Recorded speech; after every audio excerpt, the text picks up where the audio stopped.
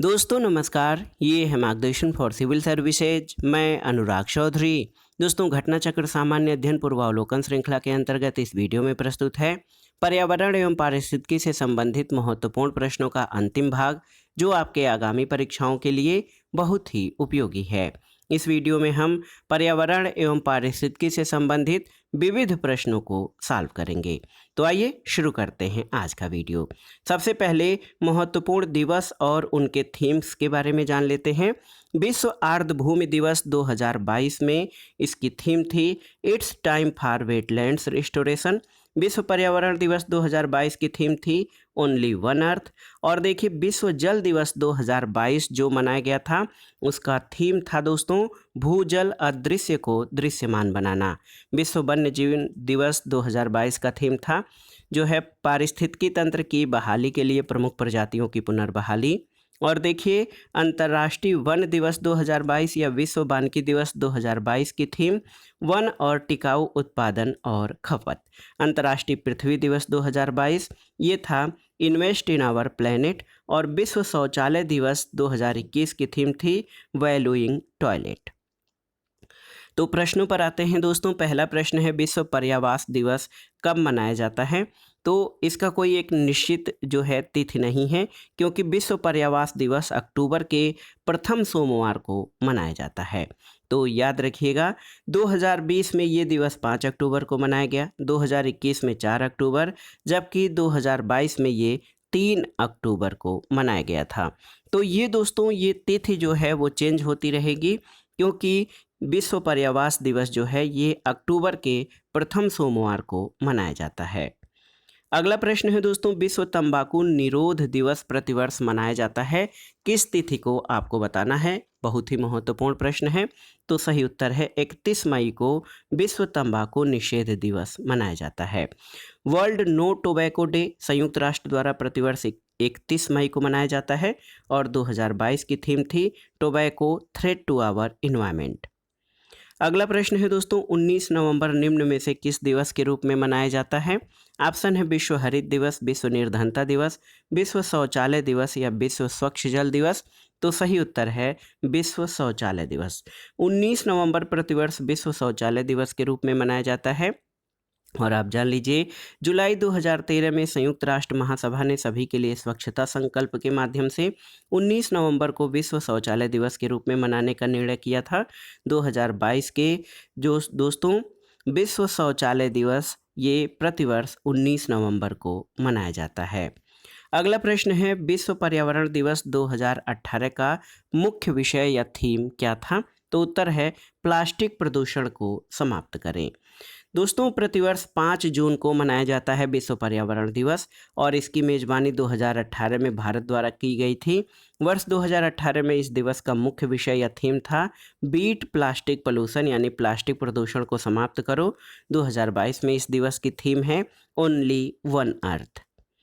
अगला प्रश्न है दोस्तों, सूची 1 का सूची 2 से सुमेलन करिए और दिए गए कोड से सही उत्तर का चयन करिए। विश्व पर्यावरण दिवस आप जानते हैं 5 जून को मनाया जाता है। विश्व वानिकी दिवस प्रतिवर्ष 21 मार्च को मनाया जाता है।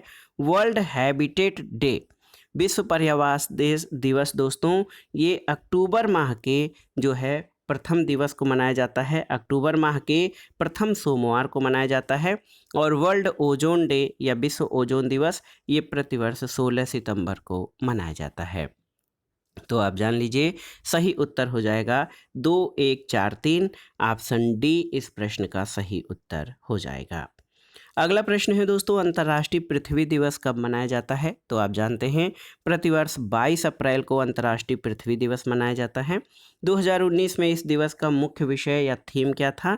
हमारी प्रजातियों की रक्षा करें। 2020 में इस दिवस की थीम जलवायु कार्रवाई थी। 2021 में इसकी थीम थी रिस्टोर आवर अर्थ। और 2022 में इन्वेस्ट इन आवर प्लेनेट, यानी विश्व पर्यावरण दिवस की जो है अंतर्राष्ट्रीय पृथ्वी दिवस की थीम थी हमारे ग्रह में निवेश करें। अगला प्रश्न है दोस्तों, भारत के प्रधानमंत्री ने स्वच्छ भारत अभियान आधिकारिक रूप से कब प्रारंभ किया था? ये आपके लिए एक प्रश्न है और आपको बताना है स्वतंत्रता दिवस पर, गणतंत्र दिवस पर, गांधी जयंती पर या पर्यावरण दिवस पर। आप जानते हैं बहुत ही आसान सा ये प्रश्न है, लेकिन आपके लिए है और आपको इसका उत्तर बताना है। और ये आपके लिए आपके नो योर प्रिपरेशन, ये KYP नो योर प्रिपरेशन, आपकी तैयारी को जानिए कितनी है आपकी तैयारी, उसके तहत ये प्रश्न आपसे पूछा गया है। अब आइए विविध प्रश्नों पर आ जाते हैं दोस्तों। सूची 1 का सूची 2 से सुमेलन करिए और दिए गए कूट से सही उत्तर का चयन करिए। तो देखिए, त्वचा कैंसर में परावैंगनी प्रकाश जिम्मेदार है। ध्वनि प्रदूषण की इकाई डेसिबल है। वैश्विक तापन के लिए कार्बन डाइऑक्साइड और ओजोन छिद्र के लिए CFC यानी क्लोरोफ्लोरोकार्बन उत्तरदायी होती है।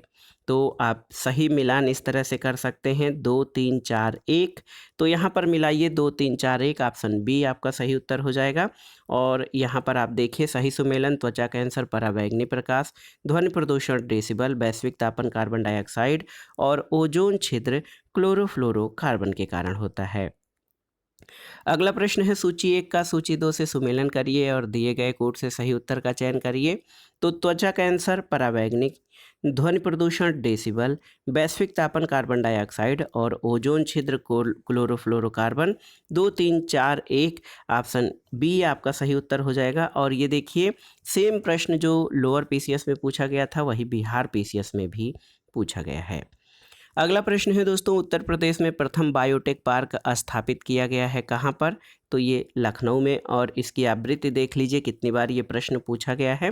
तो उत्तर प्रदेश में बायोटेक पार्क या बायोटेक्नोलॉजी पार्क की स्थापना लखनऊ में की गई है। इसकी नींव 21 मई 2003 को रखी गई थी और इसके द्वारा निम्न क्षेत्रों जैसे स्वास्थ्य देखभाल, कृषि, बागवानी, पर्यावरण, औद्योगिक अनुप्रयोग और ऊर्जा पर ध्यान दिया जाएगा। अगला प्रश्न है, निम्नलिखित भूगर्भिक विरासत स्थल को उनके स्थान से सही ढंग से मिलान करना है आपको। देखिए, राष्ट्रीय काष्ठ जीवाश्म पार्क ये तिरुचिरापल्ली में है। शिवालिक पार्क ये सिरमौर में है। इसके अलावा स्ट्रेमोटोलाइट पार्क ये आपका चित्तौड़गढ़ में स्थित है और लोनार झील बुल्ढाना में है। तो सही उत्तर क्या हो जाएगा? देखिए, यहाँ पर सही सुमेलन हो जाएगा 3 4 3 4।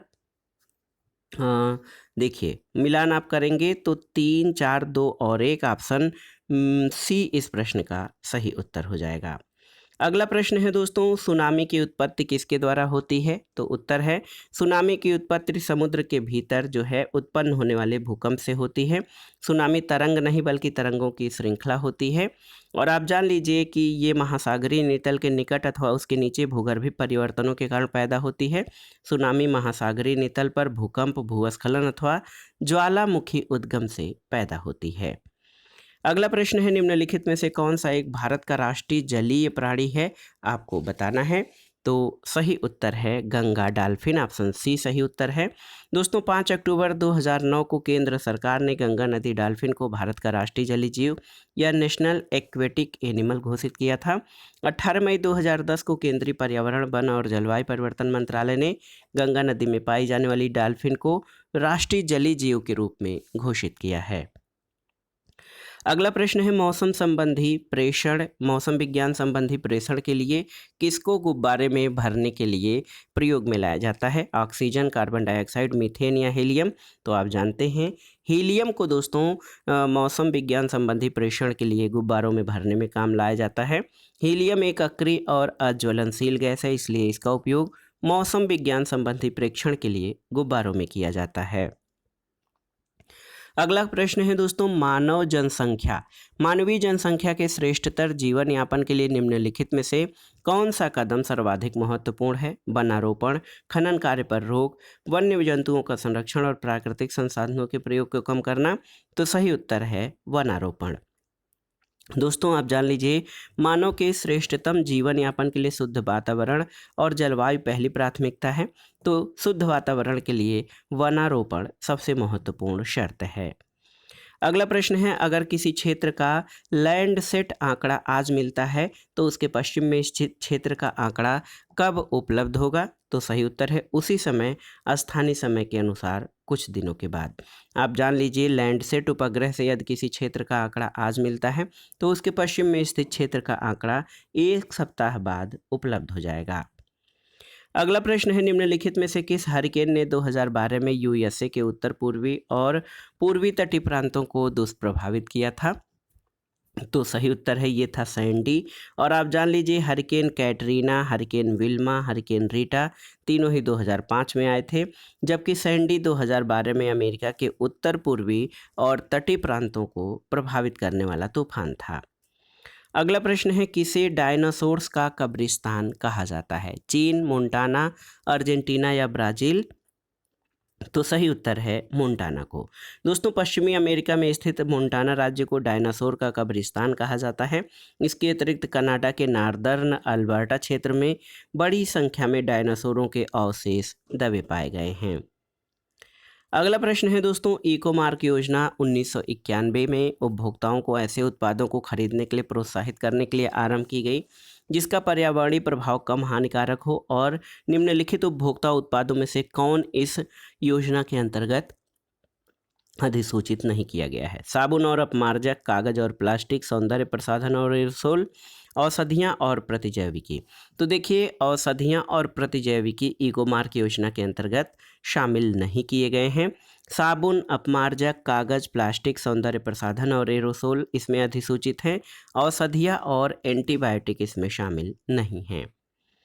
अगला प्रश्न है, भारत में पूर्व संवेष्ट या प्री पैकेज्ड वस्तुओं के संबंध में खाद्य सुरक्षा और मानक पैकेजिंग और लेबलिंग विनियम 2011 के अनुसार किसी निर्माता को मुख्य लेबल पर कौन कौन सी सूचनाएं अंकित करनी होगी? देखिए, संगठनों की सूची जिसमें संयोजी शामिल है, पोषण विषयक सूचना, चिकित्सा व्यवसाय द्वारा की गई किसी एलर्जी प्रतिक्रिया की संभावना के संदर्भ में संस्तुतियाँ, ये नहीं, और शाकाहारी मांसाहारी। 1, 2 और 4। तो यहाँ पर देखिए ऑप्शन सी सही उत्तर हो जाएगा। और आप जान लीजिए दोस्तों, भारत में प्री पैकेज्ड वस्तुओं के उत्पादन के संबंध में खाद्य सुरक्षा और मानक यानी पैकेजिंग और लेबलिंग विनियम 2011 के अनुसार किसी निर्माता को मुख्य लेबल पर मुख्यतया जो सूचनाएं भरनी हैं उसमें संघटक यानी इंग्रेडिएंट्स, पोषण विषयक सूचना यानी क्या उसका पोषण मान है, और वो उत्पाद शाकाहारी है या मांसाहारी, इसके बारे में सूचना देनी है। अगला प्रश्न है दोस्तों, डीएनए बारकोडिंग किसका उपसाधन हो सकता है? आपको बताना है। तो ऑप्शन देखिए, किसी पादप या प्राणी की आयु का आकलन करने के लिए, समान दिखने वाली प्रजातियों के बीच भिन्नता जानने के लिए, और प्रसंस्कृत खाद्य पदार्थों में अवांछित प्राणी या पादप सामग्री को पहचानने के लिए। तो सही उत्तर है ऑप्शन डी, 2 और 3। दोस्तों, डीएनए बारकोडिंग एक आनुवांशिक प्रौद्योगिकी है जो किसी प्रजाति के जीनोम में विद्यमान डीएनए के मानक लघुखंड के विशिष्ट अनुक्रम द्वारा उस प्रजाति की पहचान करती है, और इस प्रौद्योगिकी का प्रयोग समान दिखने वाली प्रजातियों के मध्य भिन्नता जानने और प्रसंस्कृत खाद्य पदार्थों में मिली हुई अवांछित प्राणी या पादप सामग्री को पहचानने के लिए किया जाता है। यद्यपि इसका प्रयोग पादप प्राणियों की आयु के आकलन के लिए प्रचलित नहीं है। तो विकल्प डी आपका सही उत्तर हो जाएगा। अगला प्रश्न है दोस्तों, कौन सा भारतीय वैज्ञानिक यूनेप द्वारा फादर ऑफ इकोनॉमिक इकोलॉजी अभिमत है? तो सही उत्तर है कौन? तो सही उत्तर है doctor M S. Swaminathan. Option C सही उत्तर हो जाएगा। दोस्तों, प्रख्यात कृषि वैज्ञानिक एम.एस. स्वामीनाथन को संयुक्त राष्ट्र पर्यावरण कार्यक्रम द्वारा फादर ऑफ इकोनॉमिक इकोलॉजी की उपाधि दी गई है। अगला प्रश्न है दोस्तों, विश्व स्वास्थ्य संगठन यानी WHO की स्थापना कब की गई थी? आपको बताना है। तो सही उत्तर है 7 जून 1948 को। विश्व स्वास्थ्य संगठन यानी वर्ल्ड हेल्थ ऑर्गेनाइजेशन की स्थापना 7 अप्रैल 1948 को की गई थी। इसका मुख्यालय जेनेवा स्विट्जरलैंड में है, और विश्व स्वास्थ्य संगठन वैश्विक स्वास्थ्य संबंधी समस्याओं पर आपसी सहयोग और समझ विकसित करने की संस्था है। अगला प्रश्न है, प्रायद्वीपीय भारत निम्न हिमयुगों में से किस युग में हिमानीकृत हुआ था? तो याद रखिएगा, प्लीस्टोसीन हिमयुग।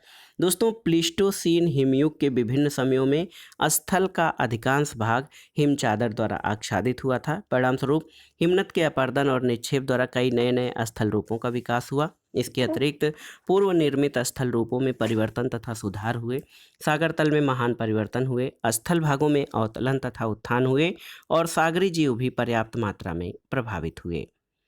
अगला प्रश्न है दोस्तों, बम्बई नेचुरल हिस्ट्री सोसाइटी के संदर्भ में निम्नलिखित कथनों पर विचार कीजिए। ये पर्यावरण और वन मंत्रालय के अधीन एक स्वायत्त संगठन है, सही नहीं है।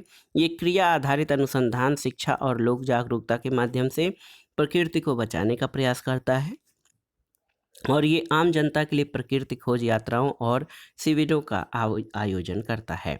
तो देखिए, केवल 2 और 3 आपके सही हैं, ऑप्शन सी सही उत्तर हो जाएगा। अगला प्रश्न है दोस्तों, देखिए बॉम्बे नेचुरल हिस्ट्री सोसाइटी के बारे में जान लीजिए। इसकी स्थापना 1883 में एक गैर सरकारी संगठन के रूप में हुई थी। ये भारत में संरक्षण और जैव विविधता संबंधी शोध में संलग्न है। ये क्रिया आधारित अनुसंधान, शिक्षा और लोक जागरूकता के माध्यम से प्रकृति को बचाने का प्रयास करता है। साथ ही ये आम जनता के लिए राष्ट्रीय और अंतर्राष्ट्रीय प्रकृति की खोज यात्राओं और शिविरों का आयोजन भी करता है। अगला प्रश्न है, भारत के सबसे बड़े चरखे के संदर्भ में निम्नलिखित में से कौन सा कथन सही है। देखिए, इसका उद्घाटन नोएडा में हुआ, बिल्कुल सही है, और ये उपयोग किए हुए प्लास्टिक कचरे से बना है। तो दोनों ही सही हैं, ऑप्शन सी आपका सही उत्तर हो जाएगा। दोस्तों, महात्मा गांधी की 150वीं जयंती के पूर्व संध्या पर नोएडा में प्लास्टिक कचरे से निर्मित सबसे बड़े चरखे का लोकार्पण किया गया था। अगला प्रश्न है, हाल में कितने भारतीय समुद्र तटों को ब्लू फ्लैग सर्टिफिकेशन के लिए अनुशंसित किया गया है। तो सही उत्तर है 9।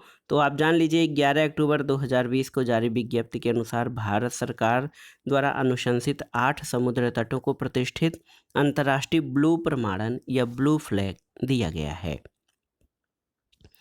अगला प्रश्न है दोस्तों, भारत में मिट्टी बचाओ आंदोलन कहाँ पर प्रारंभ किया गया था। तो उत्तर है होशंगाबाद, मध्य प्रदेश में। देखिए, भारत में मिट्टी बचाओ आंदोलन मध्य प्रदेश के होशंगाबाद जिले से प्रारंभ हुआ था और उत्तर प्रदेश लोक सेवा आयोग ने इसका उत्तर दरभंगा, बिहार माना है, जो कि गलत है। अगला प्रश्न है, विश्व की सर्वाधिक समस्यात्मक जलीय घास फूस कौन सी है। ऑप्शन है इकोर्निया, ट्रैपा, वोल्फिया या एजोला। तो सही उत्तर है इकोर्निया।